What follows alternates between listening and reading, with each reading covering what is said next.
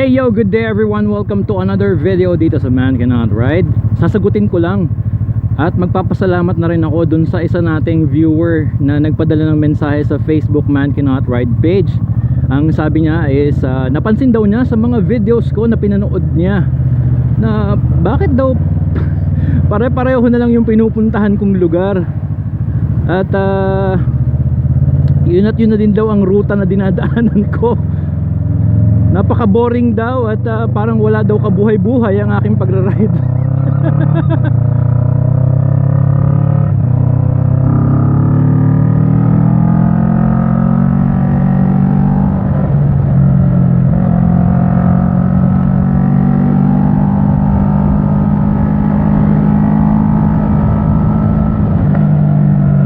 Sabi niya parang wala daw kakwenta-kwenta yung ginagawa ko. Okay, kapatid, naku, ay maraming salamat dahil ang ibig sabihin nun ay marami kang videos ko na pinanood mo. Di ba? Nanood ka ng napakarami kong videos para masabi mo na pareho lang ang pinupuntahan ko. Thank you so much. No, I really mean it. Thank you so much for the views. Ano bang magagawa ko? You know what? Sige, ibahin natin. Out of the blue, ibahin natin ang ating ruta. Yan, oh. Ngayon, ibahin ko yung ruta ko. Sige, para sa'yo, ibahin ko yung ruta ko. Alright, thank you so much. Thank you so much for watching my videos. And I appreciate that comment. Okay lang yun. Well, tunay naman talaga, di ba? Pare-pareho yung nakikita nyo mga pinupuntahan ko. Now, siguro, una na gusto kong sabihin is hindi buong ride ko ipinopost ko. Saan ba tayo? Dapat dito tayo sa kabila sige na, mag-iiba na ulit ang ruta. Dapat dun tayo, pero siksikan. Okay, hindi lahat ng ride ko pinopost ko ng buo. Kasi minsan 3 oras, 2 oras, alangan namang i-post ko lahat yon, di ba?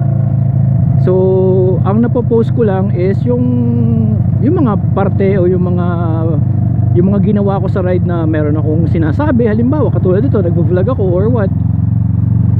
O kung yung mga paborito kong eksena, yan, ganun lang naman. Yan. Ang isa pa siguro, meron kasi mga parts sa ride na hindi ko pwedeng ipakita sa madla. Baka tayo ay mapalo. Kaya hindi ko pinopost.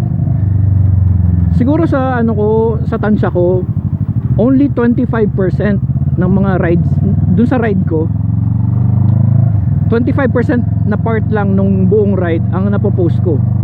Again, imagine 3 oras, tapos ang ipopost ko lang dun is mga 15 minutes.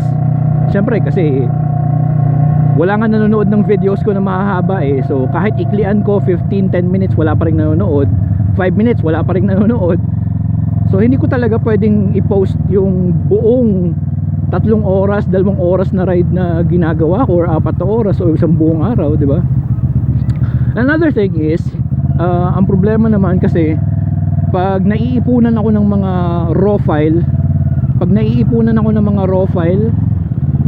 hindi ko na i-edit, napupuno yung computer ko.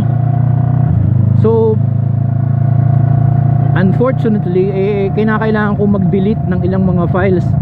So minsan, naalala ko, may ride nga pala akong ginawang ganun. Hindi ko na ma-edit, kasi na-delete ko na, hindi ko na ma-post. Ayan.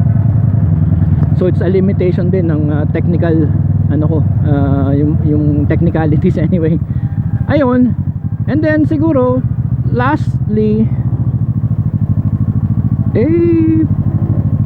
siguro naman brother, maiintindihan mo kung sasabihin ko sa'yo na eto, with all due respect hindi kita inaasar or what, pero Brad,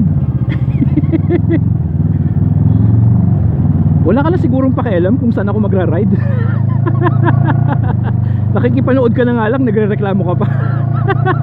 Hindi brother kung sino ka man, kapatid, he or she, hindi ko alam kung anong gender mo, kung basta hindi kita inaasar with all due respect, pero syempre ride ko to channel ko to, ipopost ko yung kung anong gusto ko. Kung gusto kong i-post yung ride ko lang sa village namin araw-araw, Eh di yun lang ang ipopost ko kasi yun ang gusto ko eh, di ba? My channel, my rules, my ride, my style. Kumbaga ganun. Diba? Ride ko to eh, ako to. So, pasensya na. O yan, pero ngayon ha, kita mo naman, binago ko ang ruta ko para sa'yo. Yan o, dumaan ako sa isang, ito, dinadaanan ko to talaga dati pa. Pero ngayon, ito, ipopost ko to. Kasi bibihira akong nagpo-post na dito ako dumadaan. Alright brother. Ayan. And siguro ihahabol ko na rin lang, feeling close na ako sa iyo ngayon kasi nag-comment ka ng ganyan.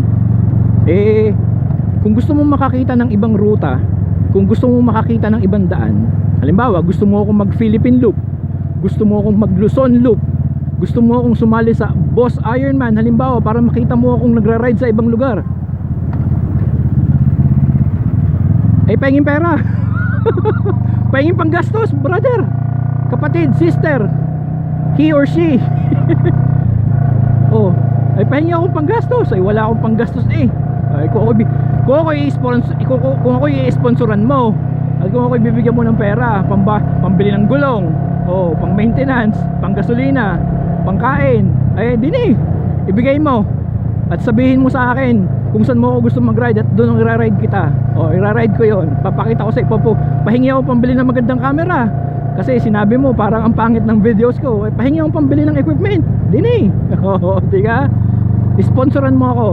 At bibigyan kita ng karapatan para idiktahan kung saan ako at kung paano ako mag-ride. Brother, sister, kapatid, kasama, kapuso, kapamilya. Yan, maraming salamat sa iyo. Ha? Maraming salamat kasi at least alam ko may nanonood ng mga videos ko.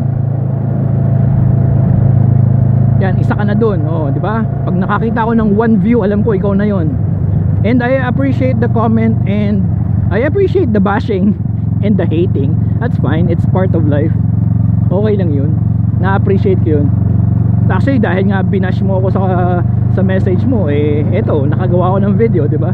Nakakuha ako ng idea para meron akong ma-share, para naman na kahit pa paano eh makilala mo ako.